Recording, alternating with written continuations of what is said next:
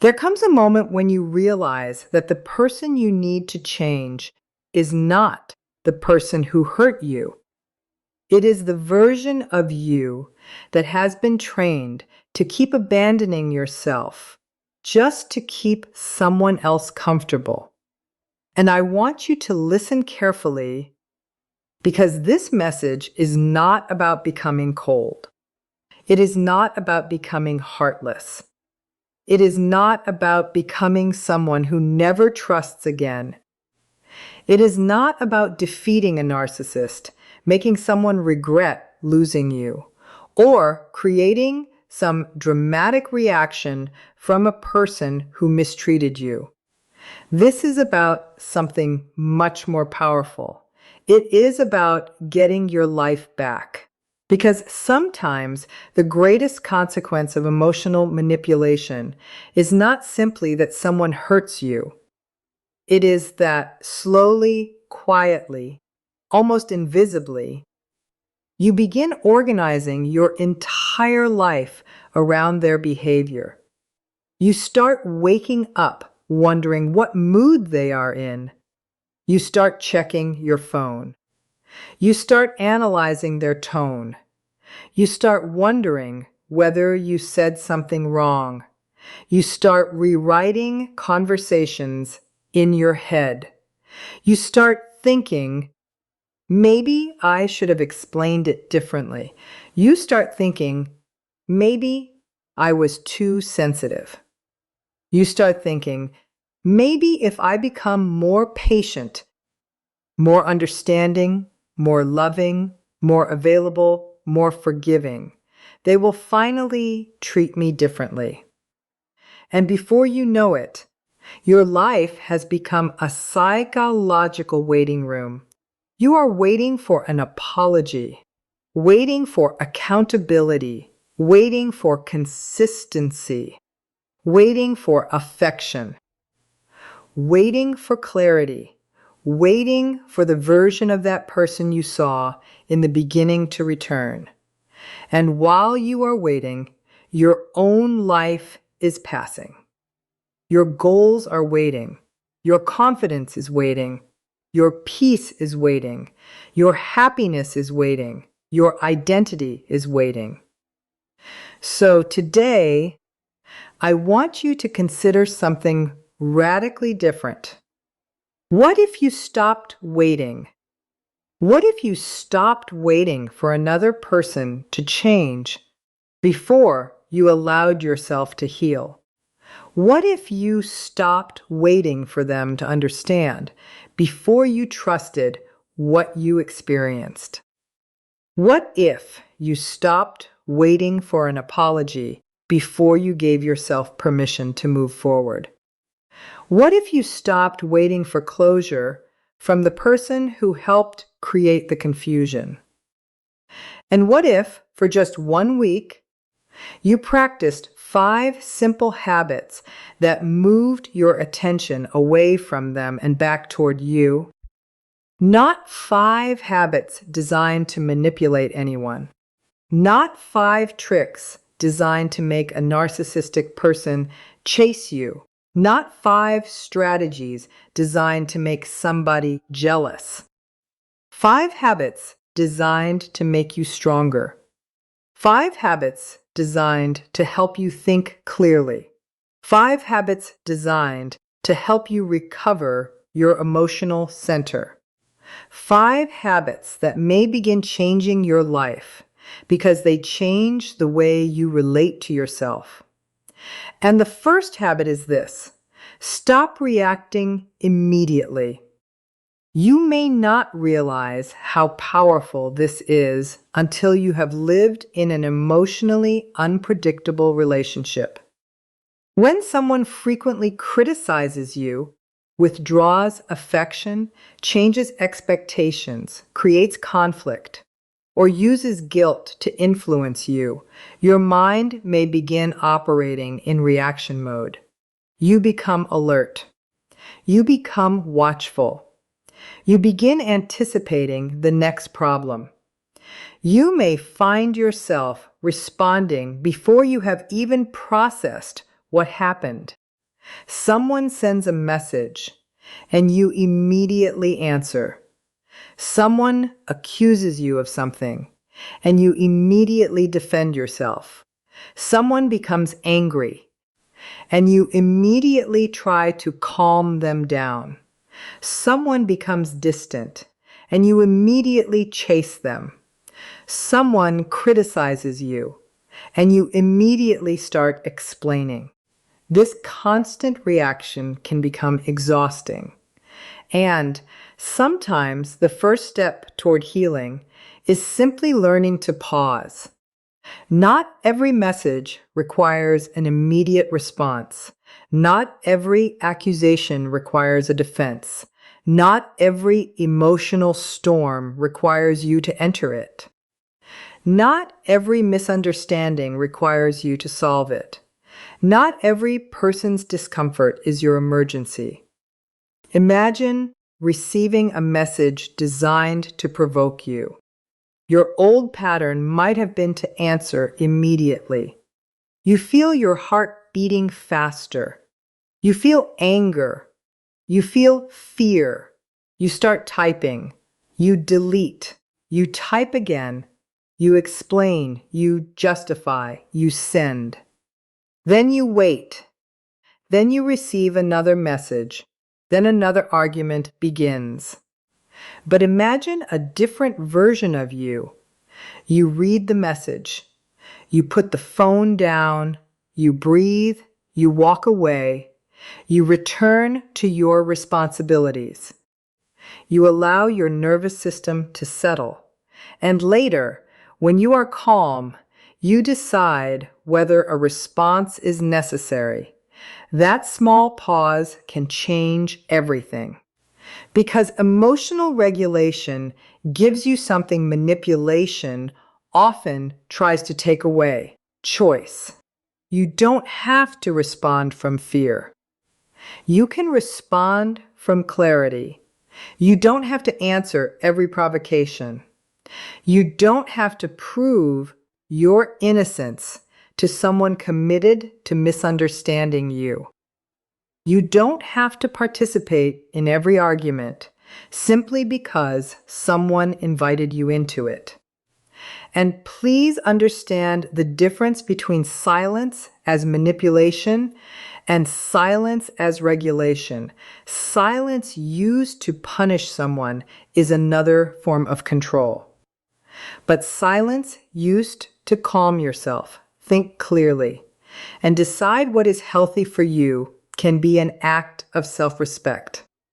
That distinction matters because your goal is not to control another person. Your goal is to become less controlled by their behavior. That is a completely different mission. And maybe you have spent years trying to figure out what the other person thinks. What does this message mean? Why did they suddenly become nice? Why did they disappear? Why did they come back? Why are they angry? Why are they watching my social media? Why did they say they loved me yesterday and criticize me today? Those questions can consume your mind. But there is another question that may be far more useful. What do I need right now? That question brings you home. Because healing is not always about discovering every secret inside another person's mind. Sometimes healing begins when you stop making their psychology the center of your psychology. You don't need to understand every reason someone behaved badly before you are allowed to establish a boundary. You don't need a clinical diagnosis to decide that repeated disrespect is unacceptable. You don't need to prove that someone is a narcissist before you say, "This relationship is damaging me." And that is an important distinction. Narcissistic traits exist on a spectrum, and people can display selfish, defensive, controlling, or emotionally manipulative behaviors for many different reasons. A person behaving badly does not automatically mean they have narcissistic personality disorder. But you also do not need a diagnostic label to take your own experience seriously. If someone repeatedly makes you feel small, confused, frightened, guilty, or responsible for their emotions, you are allowed to pay attention to that pattern. You are allowed to say, "This does not work for me." You are allowed to leave. You are allowed to create distance. You are allowed to stop explaining. You are allowed to protect your peace. And that leads to the second habit: observe instead of react. This habit is incredibly powerful because manipulation often becomes more effective when you are emotionally flooded. Think about what happens when you are overwhelmed. Your thinking becomes narrower. You focus on immediate relief. You may prioritize ending the conflict over protecting yourself. You may say yes simply because saying no feels unbearable. You may apologize simply because you want the tension to stop. You may accept a promise simply because you desperately want hope. This is why emotional awareness matters. When you feel an intense emotion, do not immediately ask, "What should I do?" First ask, "What am I feeling? Am I afraid? Am I ashamed? Am I angry? Am I lonely? Am I guilty? Am I craving reassurance? Am I afraid of abandonment? Am I trying to earn approval? Am I reacting to what is happening right now? Or am I reacting to everything that happened before?" That last question can change your life because sometimes the message you just received is not the only thing hurting you. It is touching an old wound. It is activating memories. It is awakening the part of you that spent months or years trying to prove your worth. And when that part becomes activated, you may believe you need to fix the relationship immediately, but you don't. You may need to regulate yourself first. You may need to sleep. You may need to breathe. You may need to talk to someone trustworthy. You may need to journal. You may need to step outside. You may need to stop looking at the phone. You may need to give yourself an hour before making a decision. This is not weakness. This is psychological discipline. You are teaching yourself that emotions deserve attention, but do not always deserve immediate obedience. Anger can tell you something matters. Fear can tell you something feels unsafe. Sadness can tell you that you lost something important. Loneliness can tell you that you need connection. But emotions are signals. They are not always instructions. And once you understand that, you become harder to manipulate because you are no longer automatically controlled by emotional urgency. Now, let's talk about the third habit: creating distance from what repeatedly destabilizes you. This is where the idea of no contact or low contact becomes important. No contact is often misunderstood. People sometimes talk about no contact as if it is a weapon, as if the purpose is to make someone panic, as if you should disappear so they will chase you, as if your silence should become a psychological punishment. But that keeps the other person at the center. Healthy no contact is not about controlling them. It is about giving yourself space. It is about reducing exposure to patterns that keep reopening the wound. Sometimes you cannot have complete no contact. Maybe you share children. Maybe you work together. Maybe you have family responsibilities. Maybe there are financial or legal matters that require communication. In those situations, boundaries may mean low contact, short communication, clear communication, factual communication, no unnecessary emotional debates, no defending every accusation, no attempting to convince someone to understand your heart, no entering arguments that have no productive outcome. And this can feel strange at first, because if you spent years explaining yourself, silence can feel wrong. If you spent years chasing clarity, distance can feel cruel. If you spent years trying to repair every conflict, walking away can feel selfish. But sometimes what feels selfish to a person who has been chronically overgiving is actually healthy self-protection. Think about that. If you are accustomed to abandoning yourself, self-respect may initially feel uncomfortable. You may feel guilty for saying no. You may feel guilty for not answering immediately. You may feel guilty for taking space. You may feel guilty for choosing yourself.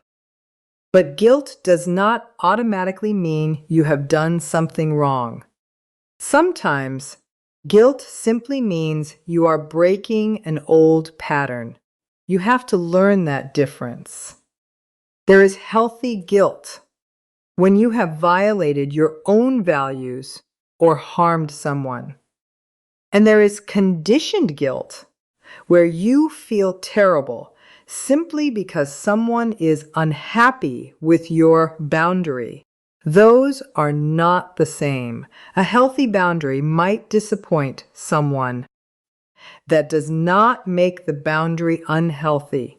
Someone can dislike your decision and you can still make it. Someone can call you selfish and you can still protect yourself. Someone can accuse you of changing and you can say, yes, I am changing. Because maybe you are. Maybe you are becoming less available for chaos. Maybe you are becoming less willing to explain yourself. Maybe you are becoming more careful about who gets access to your inner world. Maybe you are becoming more selective about where you invest your energy. That is growth. And the fourth habit is one that can quietly rebuild your reality. Tell yourself the truth every day.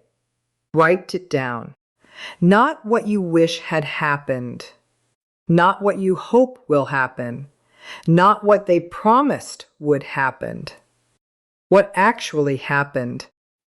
This is especially important when you have experienced repeated invalidation, because when someone consistently denies your feelings, minimizes your experiences, changes the subject, blames you for their behavior, or insists that you are remembering everything incorrectly, you may begin doubting yourself.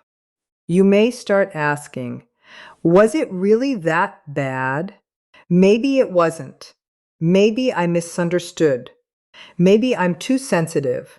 Maybe I should give them another chance. Maybe everyone argues like this. Maybe I'm the problem. And sometimes self-reflection is healthy. We should all examine our behavior. But self-reflection becomes destructive when it turns into automatic self-blame. There is a difference between asking, what could I have done better?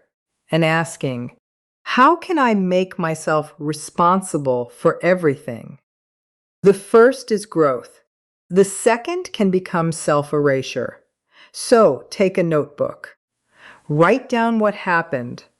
Prop down what was said. Prop down how you felt. Prop down what you needed.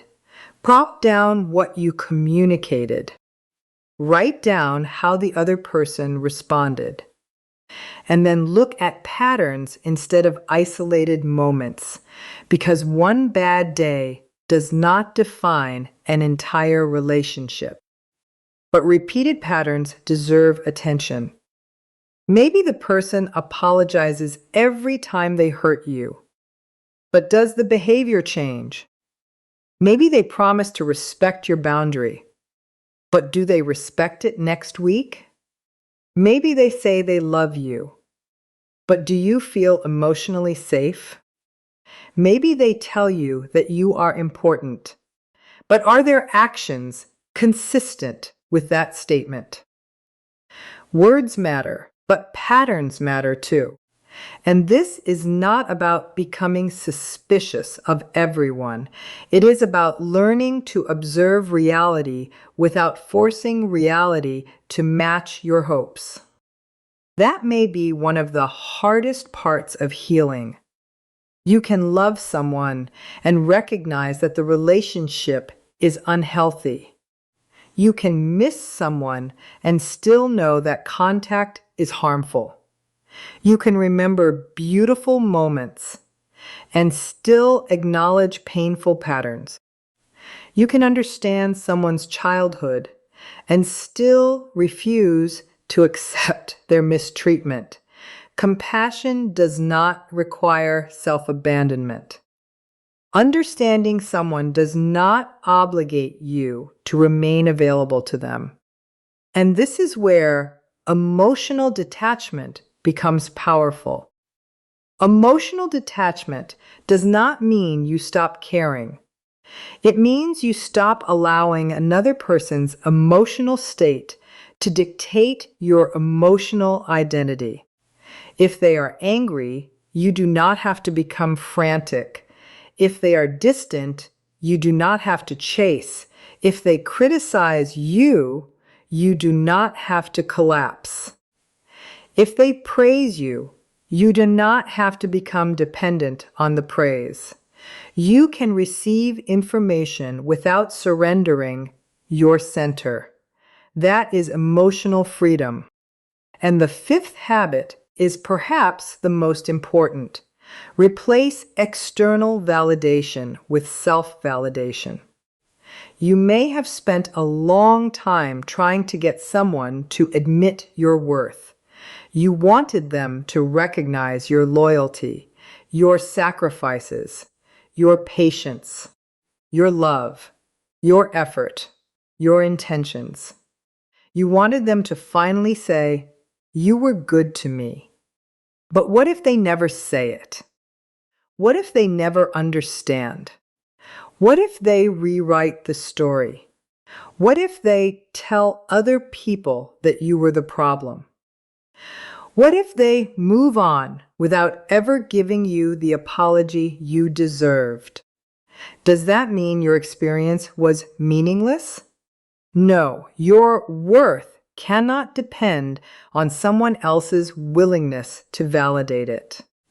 This is one of the deepest psychological shifts you can make. Instead of asking, "Do they think I'm valuable?" ask, "Do I know how to value myself?" Instead of asking, "Do they regret losing me?" ask, "Do I regret abandoning myself?" Instead of asking, "Will they come back?" ask, "Do I want to return to the version of myself I was when I lived in that relationship?" Instead of asking, "Will they finally understand what they did?" ask, "Do I understand what happened well enough to make healthier choices now?" Those questions move your power, not power over another person, power over your own life. And that is the kind of power worth having. You don't need another person's downfall to prove that you survived. You don't need them to suffer to validate your healing. You don't need them to miss you. You don't need them to regret you. You don't need them to watch you succeed. You don't need to become extraordinary so they will finally understand what they lost. You need to become present in your own life again. That is enough. And I want you to think about what 1 week can actually do. 7 days will not magically erase trauma. 7 days will not repair every wound. 7 days will not transform every relationship. But 7 days can interrupt a pattern. And sometimes interruption is the beginning of transformation. Imagine waking up tomorrow and deciding that for 1 day you will not check their social media. 1 day. You don't need to promise forever. Just 1 day. Imagine deciding that when you feel triggered, you will wait 30 minutes before responding. Imagine writing down your feelings instead of sending them to the person who keeps misunderstanding them. Imagine taking a walk instead of replaying an argument. Imagine eating a proper meal instead of forgetting to take care of yourself because you're consumed by emotional stress. Imagine calling someone who genuinely supports you. Imagine spending 1 hour on something that belongs to your future. 1 hour learning, 1 hour working, 1 hour exercising, 1 hour creating, 1 hour building, 1 hour dreaming again. These things may look ordinary, but your healing is often built from ordinary moments. We sometimes imagine transformation as a dramatic event, a huge breakthrough, a powerful confrontation, a perfect goodbye, a final speech. But real healing is often quieter. It looks like not sending the text. It looks like getting out of bed when sadness tells you to stay there. It looks like cleaning your room, going outside, drinking water, returning to work, laughing with a friend, turning off your phone, sleeping peacefully, saying no, keeping your promise to yourself, and then doing it again tomorrow. That is how identity changes. You repeatedly demonstrate to yourself, I can trust me. And perhaps that is what was lost, not your ability to love, not your ability to care, your ability to trust yourself. Maybe you trusted yourself once. You knew what you felt. You knew what you needed. You had dreams. You had preferences. You had boundaries. You had confidence. Then gradually, you started adjusting everything around someone else's behavior. And eventually, you couldn't tell whether you were making choices because you wanted them or because you were afraid of the consequences. Healing means returning to that inner voice, not the impulsive voice, not the wounded voice, not the voice screaming for revenge, the calm voice, the wise voice, the voice that says, I deserve consistency, the voice that says, I don't have to prove my worth, the voice that says, I can love someone and still leave, the voice that says, I can forgive without reopening the door, the voice that says, I can understand your pain without becoming responsible for it. The voice that says, no. And sometimes that little word is the beginning of an entirely new life. No, no, I won't argue. No. I won't accept insults. No. I won't explain myself for 3 hours. No. I won't keep chasing someone who keeps withdrawing. No. I won't allow guilt to make my decisions. No. I won't sacrifice my mental peace to maintain an unhealthy dynamic. No. And then something beautiful begins to happen. You start saying yes to yourself, yes to rest, yes to health, yes to friendship, yes to purpose, yes to your goals, yes to your future, yes to peace, yes to becoming someone you respect. You begin realizing that boundaries are not walls designed to keep everyone out. Healthy boundaries are doors. You decide who gets access, when they get access, how they get access, and what happens when they violate that access. You don't have to make everyone understand your boundary. You only have to enforce it. This is another major psychological shift. A boundary without a consequence is often just a request. You can say, "Please don't speak to me that way." But if the person continues, you may need to end the conversation. You can say, "I'm not discussing this," and then stop discussing it. You can say, "If this becomes insulting, I will leave," and then leave. Your boundary becomes believable when your behavior supports your words. And that does not require aggression. You can be calm. You can be respectful. You can be compassionate. You can say, "I understand you're upset, but I'm not continuing this conversation while we're insulting each other." Then you step away. That's strength, not screaming, not threatening, not humiliating, not proving superiority. Strength. And if you have been involved with manipulative behavior for a long time, you may discover something uncomfortable. You may not only have to heal from what someone did to you, you may have to heal from what you learned to do to yourself because of what happened. You learned to ignore your instincts. You learned to minimize your needs. You learned to over-explain. You learned to chase. You learned to tolerate. You learned to perform. You learned to become whatever version of yourself might keep the peace. And now you have to unlearn those behaviors.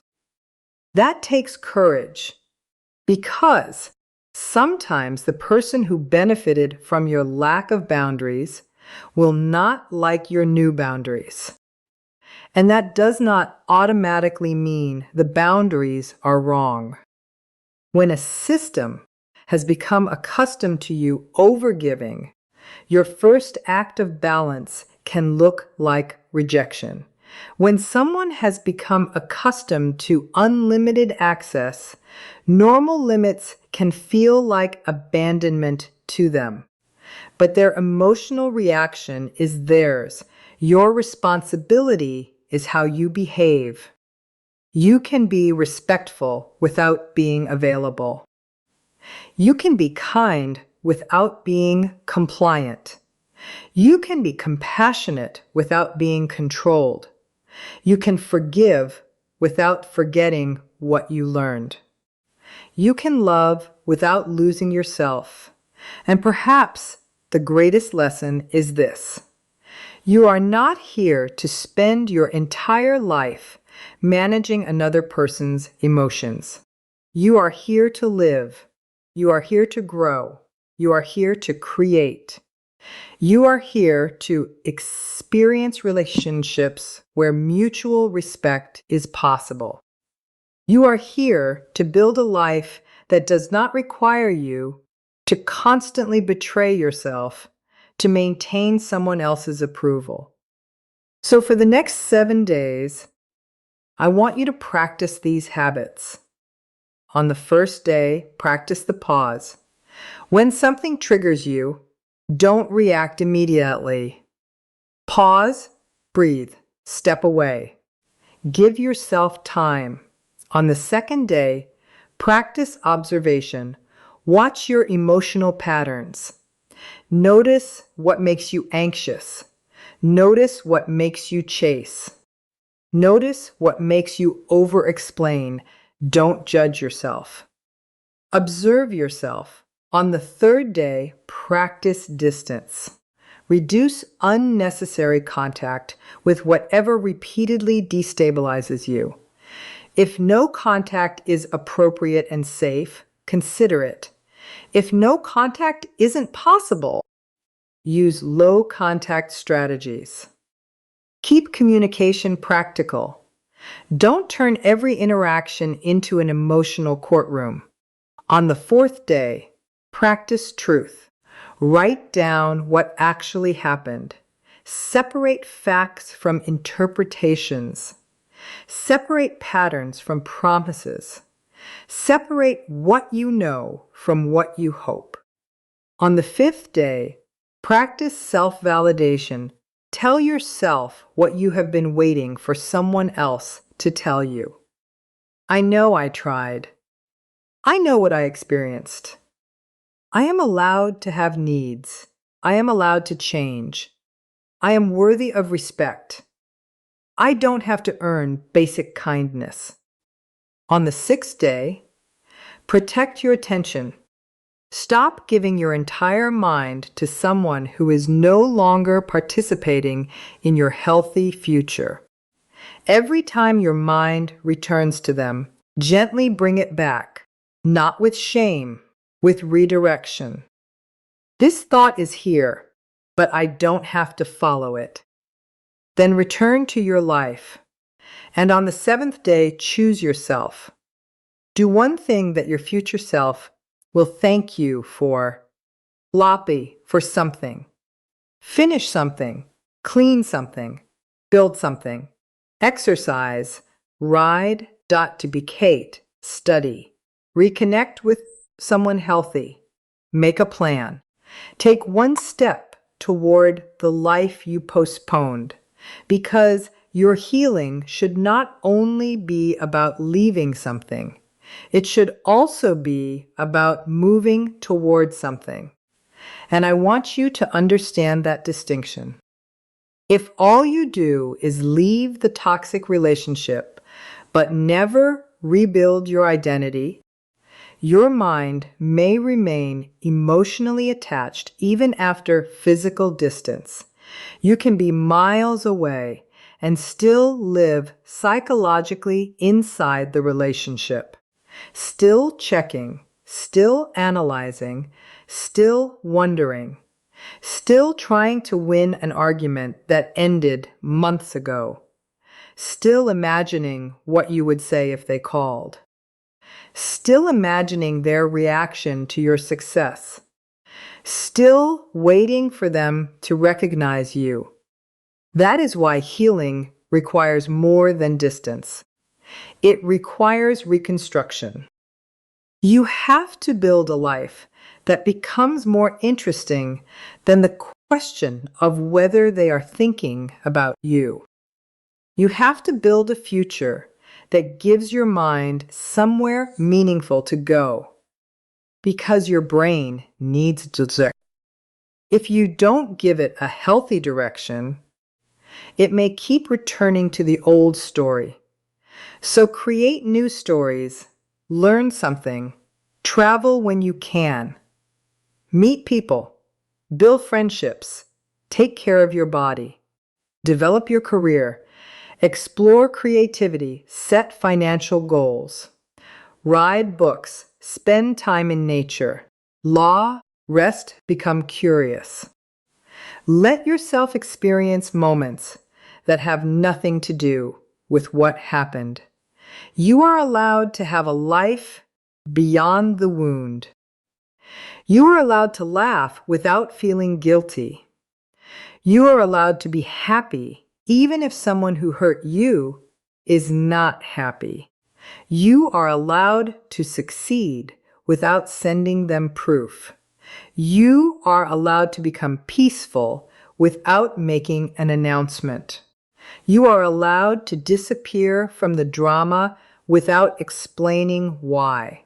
And perhaps one day you will wake up and realize something extraordinary. You don't care anymore, not because you became cruel, not because you became numb, not because you stopped having a heart, but because your heart finally came back home. You stopped looking outside yourself for permission to exist. You stopped asking someone else to tell you whether you were enough. You stopped confusing chemistry with safety. You stopped confusing intensity with intimacy. You stopped confusing apology with change. You stopped confusing potential with reality. You stopped confusing someone's need for you with their ability to love you well. And you began choosing relationships based on consistency, respect, reciprocity, accountability, emotional safety, and mutual effort. That is growth.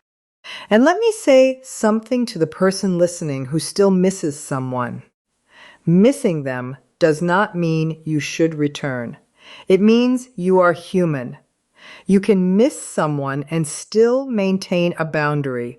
You can cry and still move forward. You can remember the good and still recognize the bad. You can have a beautiful memory and still accept that the relationship was not healthy. Healing does not require you to rewrite the entire past as evil. You don't have to hate someone to leave them. You don't have to call them a monster. You don't have to convince everyone that they were terrible. You only need to recognize what the relationship did to you. If you became smaller, quieter, more anxious, more confused, more afraid, more disconnected from yourself, that matters. If you repeatedly had to suppress your needs to avoid conflict, that matters. If you constantly felt responsible for another person's emotions, that matters. If you felt that love had to be earned through sacrifice, that matters. Listen to the pattern. Your body may have been trying to tell you something long before your mind was ready to hear it. And this is why the habits matter. They help you slow down enough to hear yourself again.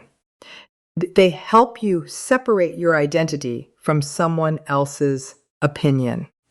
They help you create psychological distance. They help you develop emotional regulation. They help you rebuild self-trust. And self-trust is one of the most beautiful things you can recover. Because once you trust yourself, you don't need certainty about everyone else. You know that if someone disappoints you, you can handle it.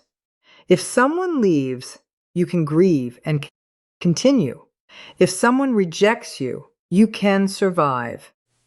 If someone misunderstands you, you can remain grounded. If someone does not validate you, you can still validate yourself. If someone walks away, you don't have to chase them into the street. You can let them go, not because you don't care, because you care about yourself too. And that is the part I want you to remember. Well, you don't have to become less loving. You have to become more discerning. You don't have to stop caring. You have to stop abandoning yourself. You don't have to become harder. You have to become clearer. You don't have to become suspicious of everyone. You have to become attentive to patterns. You don't have to stop forgiving. You have to stop confusing forgiveness with unlimited access. You don't have to become someone else. You have to come back to yourself. So when this video ends, don't immediately search for another video explaining the narcissist. Pause. Take a breath. Ask yourself something. What do I need to do for me today? Not for them. For you, maybe you need to delete the draft message. Maybe you need to stop checking their profile. Maybe you need to call a friend. Maybe you need to sleep. Maybe you need to eat. Maybe you need to cry. Maybe you need to set a boundary. Maybe you need professional support. Maybe you need to leave a situation that has been hurting you. Maybe you simply need to forgive yourself for staying longer than you wish you had. And if that is you, hear this clearly. You don't need to hate the person you stayed for. You need to stop hating yourself for having hoped. You hoped because you cared. You tried because you loved. You stayed because you believed there was something worth saving. That does not make you stupid. It makes you human. But now you know more. And knowledge changes responsibility. Once you see the pattern, you can make a different choice. You don't need to punish your past self. You need to protect your future self. That is what healing looks like. Not perfection, not forgetting. Not pretending, choosing differently. One day at a time, one boundary at a time, one pause at a time, one honest conversation with yourself at a time. One morning where you get up and refuse to spend the first hour thinking about someone who does not deserve the first hour of your life. One evening where you choose sleep instead of scrolling. One moment where you feel the urge to chase and choose to breathe instead. One conversation where you say, "No, that doesn't work for me." One decision where you stop explaining. One step, then another, and another.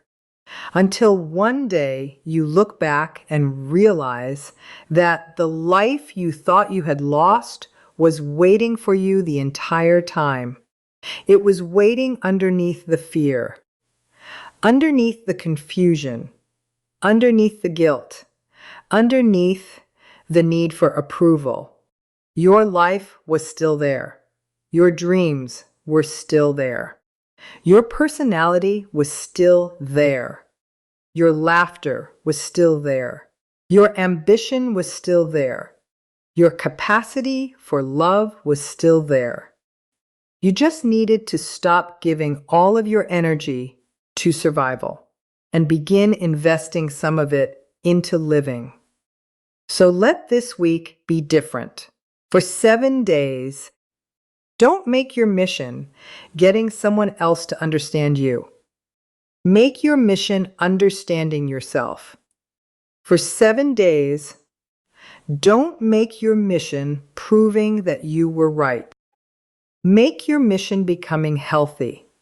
For 7 days, don't make your mission making someone regret losing you. Make your mission making sure you never lose yourself again. That is a better victory. Because the greatest victory is not when the person who hurt you finally sees your value. The greatest victory is when you see your value without needing them to. The greatest victory is not when they come back. It is when you no longer need them to. The greatest victory is not when they apologize. It is when your healing no longer depends on their apology. The greatest victory is not when they realize what they lost. It is when you realize what you almost lost inside yourself. And then you protect it. You protect your peace. You protect your time. You protect your attention. You protect your values. You protect your body. You protect your future. You protect the version of you that is finally learning how to breathe again, because your life is not over. This chapter is not the whole story. What happened to you may be part of your story, but it does not have to become the identity of your story. You are allowed to become someone who feels safe in their own mind again. You are allowed to build relationships where you don't have to beg for basic respect. You are allowed to experience love without constantly wondering when the punishment will come. You are allowed to have peace that does not depend on someone else's mood, and you are allowed to take your time. Healing is not a race. Some days you will feel powerful. Some days you will miss them. Some days you will feel completely free. Some days an old memory will return. That does not mean you are back at the beginning. A difficult day is not a failed recovery. An emotional trigger is not proof that you are broken. Healing often moves in waves. The goal is not to never feel. The goal is to become capable of feeling without losing yourself. And that is what these 5 habits are really teaching you. Pause. Observe, document healthy distance. Tell yourself the truth. Choose yourself. Those habits may look simple, but simple does not mean easy. And easy does not mean powerful. Sometimes the smallest daily actions become the strongest foundations. You don't need to transform your entire life tonight. You just need to make one healthier decision than you made yesterday. Then tomorrow, make another. And eventually, those decisions become habits. Those habits become identity. And that identity becomes a life. A life where you no longer wake up asking, how do I make them treat me better? You wake up asking, how do I treat myself better today? A life where you no longer ask, how do I make them love me? You ask, does this relationship allow love to exist in a healthy way? A life where you no longer ask, how do I stop them from hurting me? You ask, what choices can I make to protect myself? A life where you no longer spend every night analyzing someone else's behavior. You spend your nights planning your future. And one day, you will notice that your phone is quiet, and you are okay. You will notice that they have not contacted you, and you are okay. You will notice that you haven't checked their page, and you are okay. You will notice that you are not rehearsing imaginary conversations anymore, and you are okay. You will notice that you are laughing, genuinely laughing, and you won't feel guilty about it. That moment may be small, but you will know that something changed. Not because they changed, because you did. You stopped making your life a response to someone else's behavior. You became the author again. And now you can write something different. Write a life where your peace matters. Write a life where your boundaries are respected. Write a life where your relationships have reciprocity. Write a life where you can say no. Bribe to life where you don't have to earn love through suffering. Bribe to life where you don't confuse chaos with passion.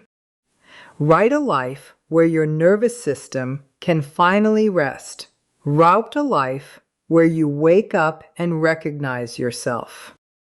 And if you remember nothing else from this message, remember this. You do not need to become extraordinary to deserve respect. You do not need to become perfect to deserve love. You do not need to convince anyone that you matter. You matter. And the next chapter of your life does not begin when someone else finally understands you. It begins when you decide that you understand yourself well enough to stop abandoning yourself. Start there. Start today. Pause before you react. Observe before you assume. Dictate distance where distance is healthy. Tell yourself the truth. Protect your attention. Vie yourself. Set the boundary. Take the walk. Close the phone. Make the appointment. Finish the task. Rest stern to your dream. Take care of your body. Take care of your mind. And take one more step toward yourself. Because perhaps you thought these 5 habits were going to teach you how to deal with a narcissist. But the deeper lesson is something else. They teach you how to deal with yourself after you have spent too long living according to someone else's emotional rules. They teach you how to become your own safe place. And once you become your own safe place, you stop begging unsafe people to become your home. That is when everything begins to change. Not in one dramatic moment, but in hundreds of quiet moments when you finally choose yourself. And one day, you will look back at the person who once begged for crumbs of affection, and you will feel compassion. You won't shame that person. You will thank them because they survived long enough for you to become the person who knows better now. The person who understands that love should not require self-destruction. The person who knows that compassion needs boundaries. The person who understands that forgiveness does not require reconciliation. The person who knows that no contact is not revenge. The person who understands that emotional detachment is not coldness. The person who knows that self-respect is not selfishness. And the person who finally understands that peace is not something another person gives you. It is something you learn to protect. So protect it. Protect your peace. Protect your attention. Protect your heart. Protect your future. And most importantly, protect yourself from the temptation to abandon yourself just because someone else is uncomfortable with your growth. You have spent enough time trying to be understood. Now spend some time understanding yourself. You have spent enough time proving your worth. Now spend some time living as though you already know it. You have spent enough time waiting for someone else to change. Now change what you can control. Your habits, your boundaries, your attention, your choices, your direction, your life. And perhaps 1 week from now, the world around you will not look completely different, but you may feel different inside it. You may pause instead of react. You may notice instead of chase. You may walk away instead of argue. You may say no instead of over-explain. You may sleep instead of obsess. You may build instead of replay. You may breathe instead of panic. And those small changes are not insignificant. They are evidence. Evidence that you are coming back. Back to your voice. Back to your values. Back to your confidence. Back to your life. Back to yourself. And when you return to yourself, you don't become less loving. You become wiser about where your love goes. You don't become less compassionate. You become more compassionate toward yourself, too. You don't become heartless. You become whole. And that is the life these habits are pointing you toward. Not a life without pain. A life where pain no longer controls every decision. Not a life without difficult people. A life where difficult people no longer have unlimited access to your mind. Not a life where nobody disappoints you. A life where disappointment does not destroy your identity. Not a life where everyone understands you. A life where you understand yourself. And that is enough. You are allowed to begin again. You are allowed to change. You are allowed to become unavailable for what destroys your peace. You are allowed to choose relationships that feel safe. You are allowed to leave what keeps hurting you. You are allowed to rebuild. And you are allowed to take this 1 week seriously, because 7 days of choosing yourself can become the beginning of a lifetime of self-respect. Start with today, then tomorrow, then the next day, and eventually, without even realizing it, you will no longer be asking how to get your old life back. You will be building a new one, a calmer one, a clearer one, a healthier one, a more honest one. A life where you are no longer trying to convince someone else to see your worth, because you finally see it. And once you see it, protect it. Once you feel it, honor it. Once you understand it, live from it. You are not here to spend the rest of your life recovering from someone else's inability to love you well. You are here to learn how to love yourself well. And that begins with the smallest decision. Today, this moment, this breath, choose yourself, then choose yourself again tomorrow, and again the next day. That is how your life changes.